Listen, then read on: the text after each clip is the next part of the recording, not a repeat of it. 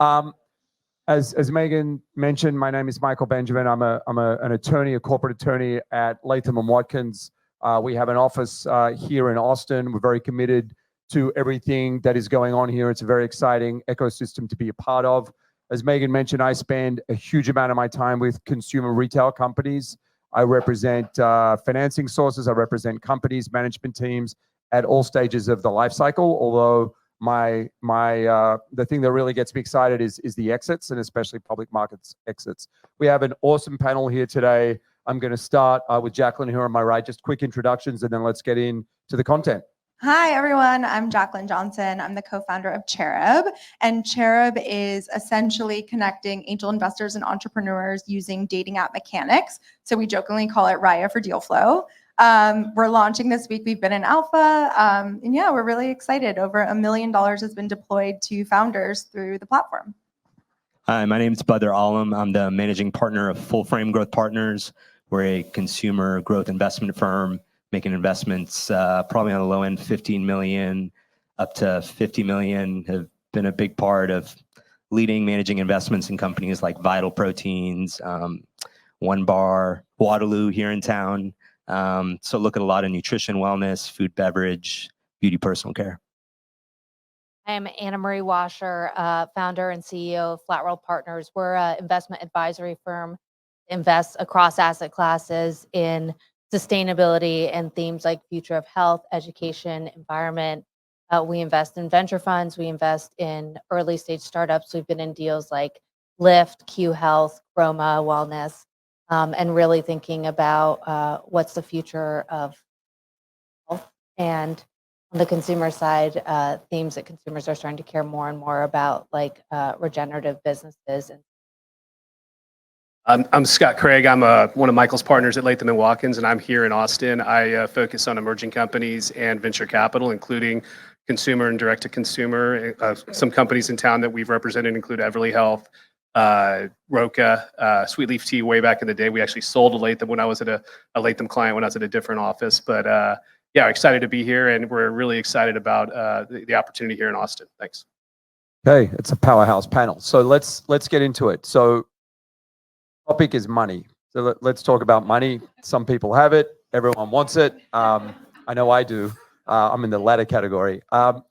So want to raise institutional capital, whether it's a Series Seed or a Series A, you're going to go speak to a real investment firm, someone like Badr or Anna, and you're doing advisory stuff as well, right? So you're Yeah, I angel invest as well. Right. So you're going to go and see someone. How do you prepare yourself for that? You've been focused on idea into execution, building a team, managing cash. You think you've got like proof of concept now. How do you prepare yourself for that meeting? I think early stage fundraising has changed fundamentally in the last few years. I think it's definitely challenging. I think most venture firms don't really want to talk to you unless you're doing $1 million in rev. I think that's been my experience, at least, is, they're immediately asking about revenue. Doesn't matter how much traction you have or the product market fit. That being said, I think, a lot of founders just need $250,000, $500,000 to maybe get them to the place where they could go ask for venture and have the traction they want, which is why we created Cherub. I think there's 16 million founders out there raising money currently in sort of the pre-seed stage. So, it's drinking from a fire hose in a lot of ways. So I think, that would be my suggestion, is sort of think about like, why venture, why now? And if it makes sense for you, and if there's ways to get to venture later through angel investment, that's one way to look at it. The other thing I would think about is, like, at least in my experience, it's like revenue, competition, and like how quickly can you go to market has been sort of, what a lot of investors I've been talking to have been really focused on, like, during this time. Yeah, for us, it's both tangible and intangible. I mean, we really, when we're looking at CPG, start with the product. And if you have a great product that has efficacy, some level of potential barriers to entry, differentiation, there's always an opportunity to build a brand around it. When you lean in on the brand too early and the product's not there, you just can't build the right quality of revenue and the right scaling of the business over time. And so we find those types of opportunities are are the most disruptive. I was an investor in a company called One Bar, which is a protein bar business, and protein bars have been around for decades. And they were really clever because in their product, they were the first to come out with a birthday cake flavor.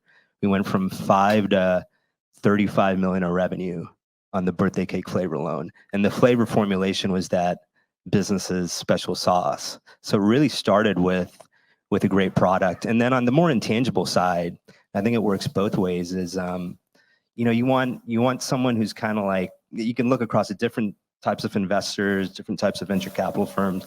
You want someone who's kind of aligned with the way you want to build a business, you can go to their websites, you can feel the energy and the vibe. And we really focus on, can we be helpful to the business, right? The capital is almost a byproduct of what we do. So if you're a founder going out, you can audit these investment firms and see if the cultural fit is going to be right, and if they can really be helpful to your business, depending on what you're looking. If you're just looking for the capital, that's one thing. But if you're really looking for someone to help you come light it up, there's a whole nother area of founder diligence you have to do as part of that.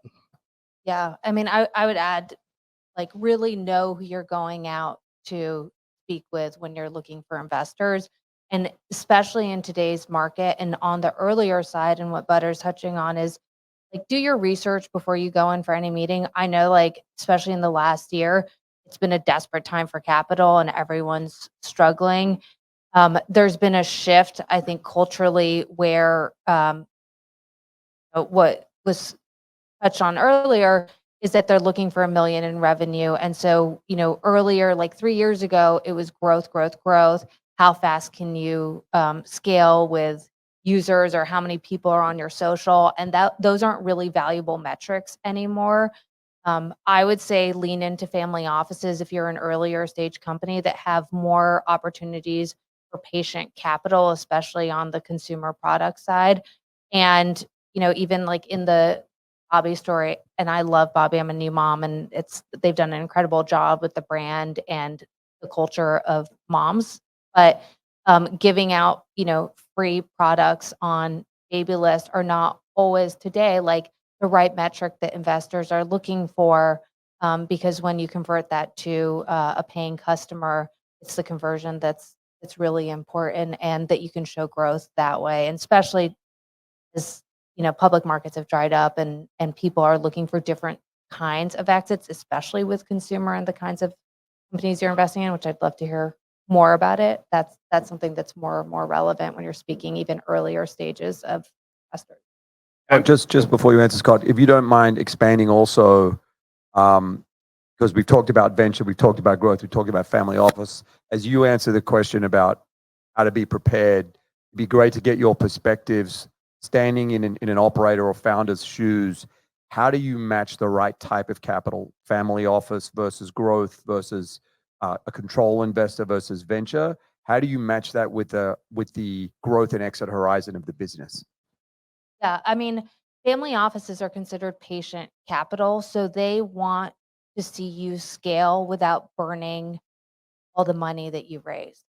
Venture capital firms want the fundamental opposite. And hopefully they're shifting a little bit, but I can't stand this with VC funds. I'm sorry if you're a VC A fund. lot of VCs in the room here. There Right? are We're a going to be very lot. lonely at happy hour. We're launching a venture fund. We're just taking a slightly, and there's more and more venture funds that are taking this approach.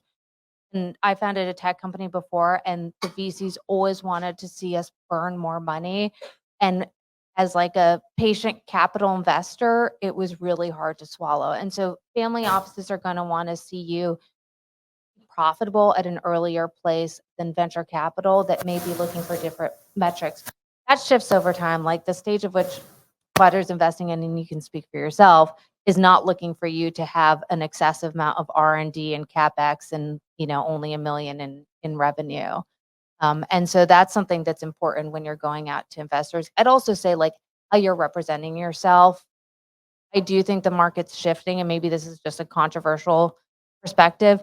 Do not go out there. Absolutely do not, with a family office, go out and be like, "Yo, bro, we're about to close next week, and I'll reserve you that 50K or 100K I have left, but we're oversubscribed."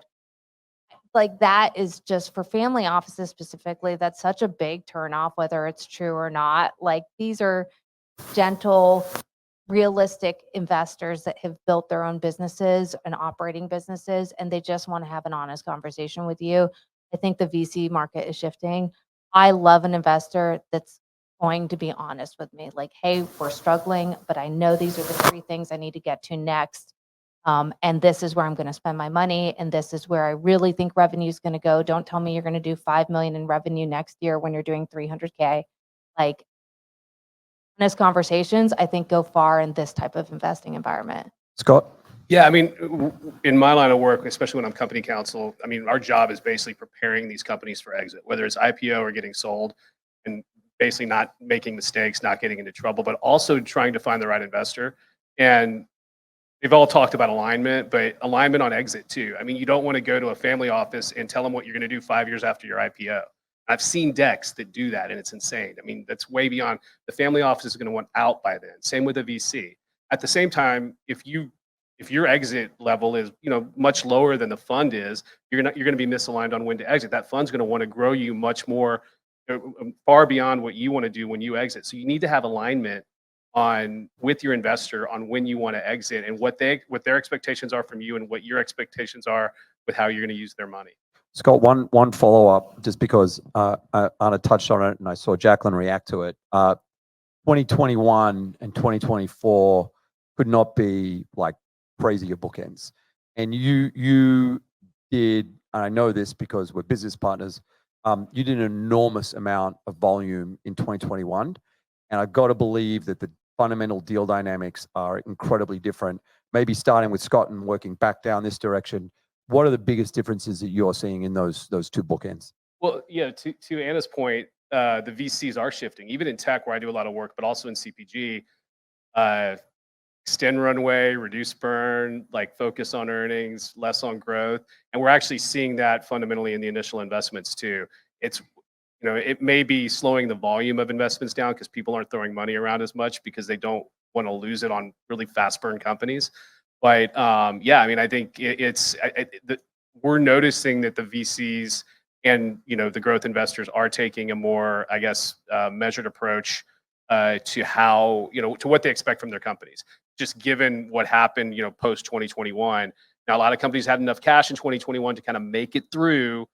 But what's happening is they've just completely shut down the growth to extend runway and hopefully catch up to those valuations that they got in 2021, because that's going to be the tough part, catching back up to where they were able to raise money back then.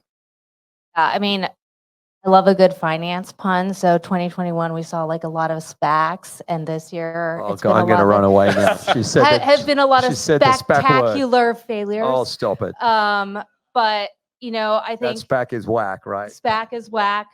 Don't do it. I think there's nothing more frustrating for an investor to see lower valuations. That's painful. And that was what 2021 was. I think this year we're still going to see actually more take privates than take publics, and at fractions of what initial valuations were. So investors are really, and actually, if you look at private equity numbers, there's more dry powder, so more money to be deployed sitting in private equity firms than there has been in a really long time. And everyone is sitting back to watch what companies are going to go private and where the deals are. And so there's much more money being deployed in basically the discounted businesses that are repositioning themselves for growth. And that's really important to pay attention to think about from an exit perspective. Early investors are out at the 6-month lockup post IPO. So don't think that they're going to stay on longer than that. It's definitely 2 bookends. Father? Yeah, I think if you're an entrepreneur, I mean, it's a spectacular time right now because over the last 12 to 18 months, a lot of the noise has gotten weeded out, and you're one of the best ones standing, right? And you've probably learned a lot of lessons along the way, whether it's supply chain or labor, and then you can sit here now and say, okay, people have gotten their hands around what's going on inflation-wise. The Fed has paused interest rate hikes. Hopefully there's more visibility into your business, and now you can have a more clear mind about finding the right investor. I think from the investor standpoint, whether it's 2021 or 2024, if you're a growth business, which I think you inherently are, if you're a DTC, the value in the equity is in the rate of growth, right? I mean, that's why the rate of growth stories become IPOs. But at some point, you got to be able to show that operating leverage. And I think the subtlety has been the shift to more prioritization around that operating leverage, not just from an EBITDA standpoint, but we spend a lot of time looking at, when we look at a business, because there are a lot of working capital dynamics in these product companies, is the actual free cash flow before financing, not just historical, but we really try and size up what's the quantum of cash flow dollars the business is going to need to get to self-financing or whatever the end of the tunnel is for the founder. And then we try and solve for that, right? Whether it's through our equity or our equity coming in and then finding non-dilutive ways for the founder to solve for the rest of the capital. So I think the story stays consistent in some ways in terms of like how you think about it conceptually, but just where the prioritizations are and how you manage the business have become different.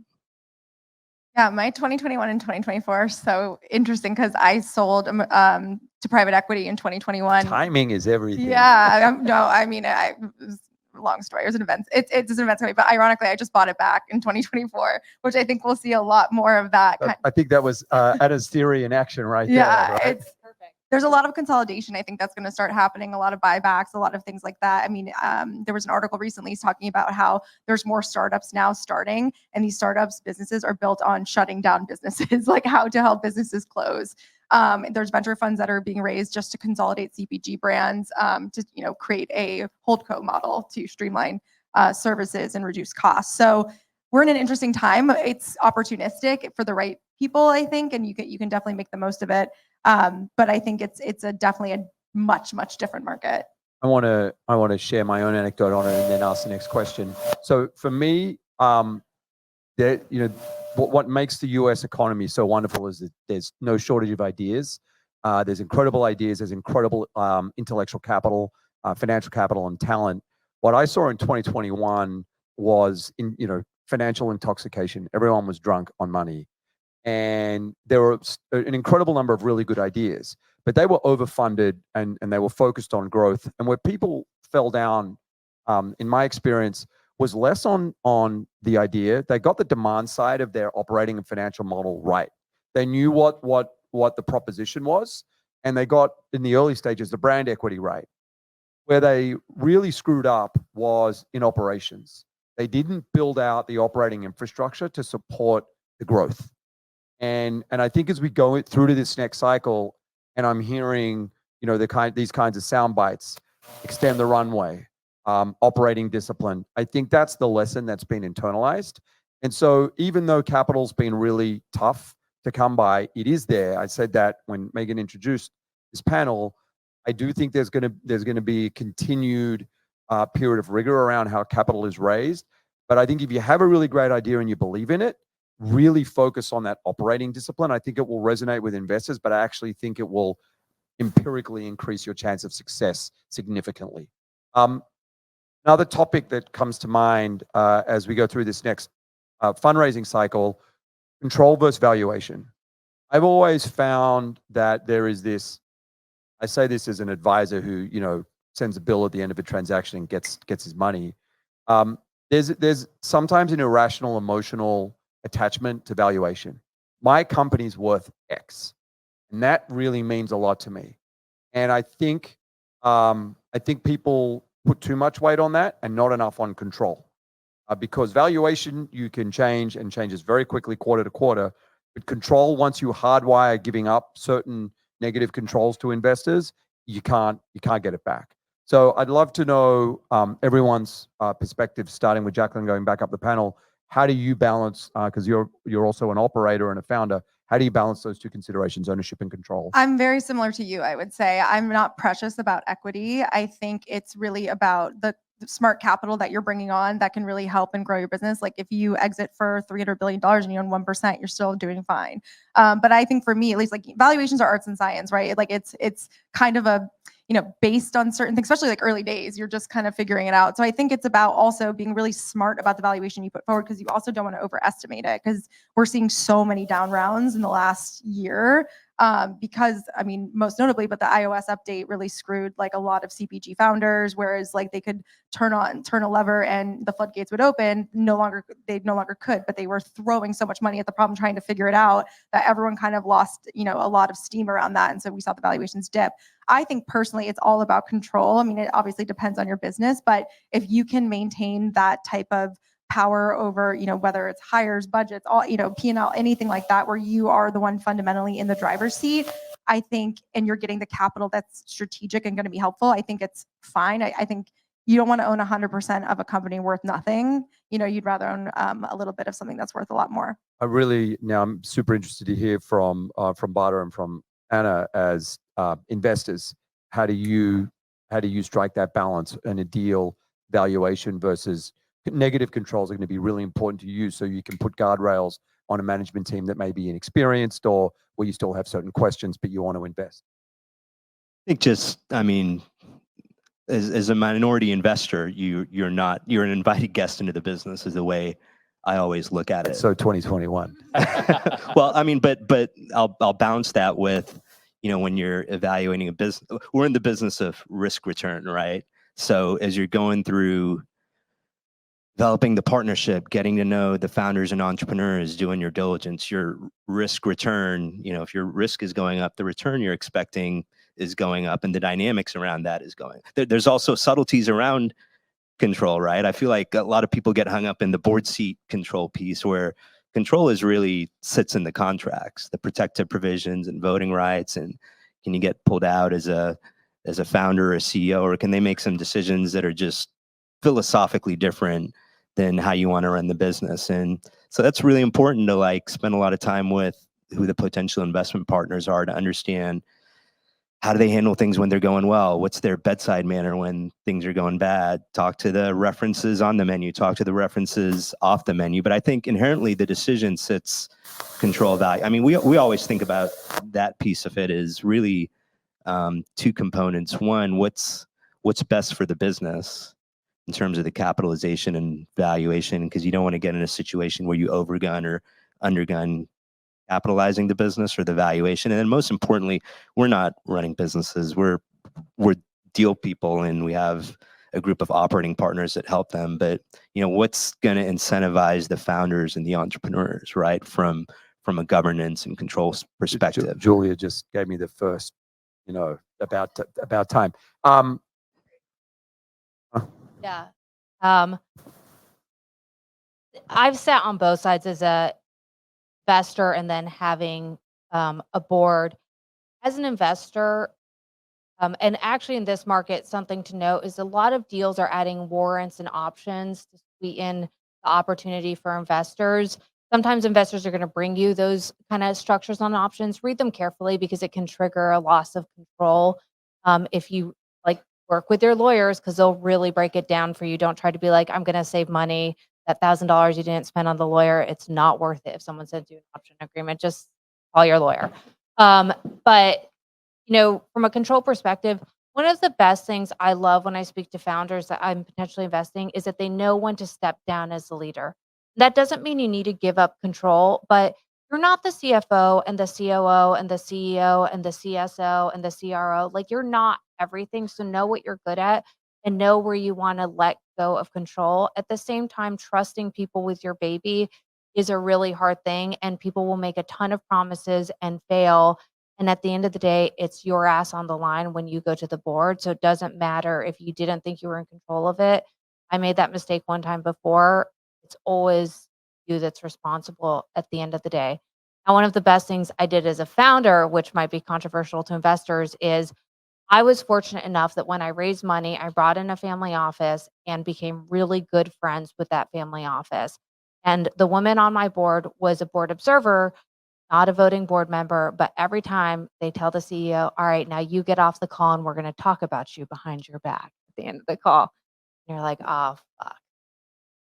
I'll chat later. And then at the end of that call, she would call me back and say, so here's what they said. And so I could always go back next time and fix exactly what they were annoyed with me about. And then they were like, oh, she's growing. I wasn't growing. I just listened to what she said to me after the That's call. growing. That's growing. That's my best advice as founders. Scott, as you bring us home, could you, as after you share your thoughts on that, Yeah. could you just share with the room what you think Austin, what makes Austin such a fascinating and vibrant place for early stage companies? Sure. I mean, I tell my founders, there's a couple things. I'm company counsel usually, not founder counsel. The longer the founder's in control, we're aligned and that we're all on the same page. As a founder gives up control of the company, alignment of the founder and the company start to change. And as company counsel, things can sometimes get awkward. But that's why we focus on control over equity. And ultimately, what I tell my founders is don't be afraid of dilution, just understand it. So a lot of companies are raising safes and convertible notes off their price round as long as they can, but and a lot of them don't understand what that's doing to their dilution when they do the price round. So the key is talk to your attorneys, talk to your business advisors, make sure you understand dilution. Don't be afraid of it though, because 100% of zero, like you said, is still zero. As far as Austin goes, I'm going to attribute this to a guy named Mark Nathan who's in town. He's a super connector. Some of you guys probably know him. He made an observation to me a couple weeks ago that I thought was great. Austin has become this CPG hotbed, both direct to consumer and retail. And it's funny. One of the reasons is, I think obviously it's the importance of homegrown products, homegrown services, and how that's really, really an important piece of this town. It always has been. But funnily enough, the observation you made, which you got to agree with, is you've got folks that are really pushing the entrepreneur in this town. You've got places like HEB, Whole Foods, and I'm going to say it, Buc-ee's, where which it sounds funny, but those entities are bringing in a lot of homegrown, like Central Texas products, food, services, clothing, all of it, and it's created this environment where these different companies can really flourish and then go national. I mean, you see a brand like Poncho or Howler Brothers here in town. E-commerce, they sell in a few local stores and then they blow up. So it's really, I think it's really a unique place because of those reasons. And come to Austin, invest. We got a lot of companies.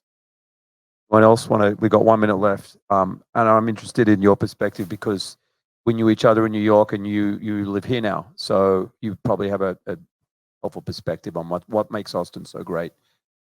I mean, I kind of joke like there were a ton of people that left New York and LA and went to either Austin or Miami. And if you went to Miami, you decide to keep being an asshole. And if you came to Austin, you decide to leave that culture behind. I do think that there's something to be said about the culture of Austin from an entrepreneur. People are here to help you. It's like freshman year of college. Everyone wants to socialize and become friends. And so the ability to network, to find your co-founder, to find your CFO, your COO, and people that are the right fit for your business. It is an amazing hub for consumer. I don't know, something's in the Waterloo water here, like that. But there's a lot of great brands, and it's a great market to test for the LA, New York trendster market that exists with your oversized hats and your Erewhon. And it's a good market to test for the cowboys that just want to go to, Whitehorse and do some cowboy dancing. So you get a really good range when you're testing your market. I think Anna just put out there the post happy hour event. There we Whitehorse go. Tavern, guys. Yeah. Let's go. I think we're out of time. Julie, you're going to yank me now. Okay. Thank you very much, everyone. Thank you to the panel too. And thank you to FounderMed.